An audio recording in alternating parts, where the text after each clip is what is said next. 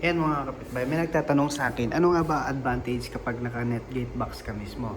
Yan, so katulad nito, itong Netgate ko na to is 5100s.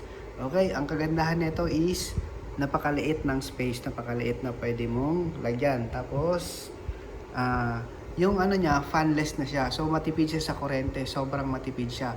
Tapos yung body po niya, inyo mapapansin, parang heatsink na rin. So, ang heat nang nanggagaling dun sa loob, napupunta dito. So, kapag malamig yung area nyo, malamig yung server room nyo, automatic, ma-absorb nito, automatic, magko-cool down agad siya. Hindi mo na kailangan itutok sa fan o itutok sa aircon talaga. As long as na malamig yung area, automatic yan. Ito, talagang lalamig yan. So, napakaliit lang po niyan. Parang isang dangkal lang pero napaka-powerful na firewall.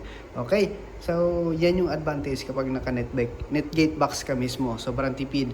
Unless na kunyari naka-PC setup ka, siyempre yung PC medyo malakas pa yon sa power. Pero unlike na ganito, license na, tapos fanless na, tapos matipid pa sa kuryente, 24 hours, napaka-safe, tapos napakaganda ng power supply niyan, safe. So, bihirang masira. At saka naka M.2 na rin to, kaya mabilis siya mag-refresh rate niya. Kaya kapag save ka ng configuration, automatic mag-e-effect agad. Okay, so ang kagandahan pa nito is meron siyang 6 na port. So, eto, dalawa yung internet ko, pwede ka pa magdagdag. So, eto, yung LAN port ko, pwede mo, kunwari, 1 gig to yung port na to, kunwari gusto mo mag 2 gig, ang gagawin mo is pagsasamahin mo lang yan, o pwede mo yan pagsamahin, pwede mong i-aggregation yung dalawang port, kaya pwede, kaya napakaganda kapag naka-Netgate box ka mismo.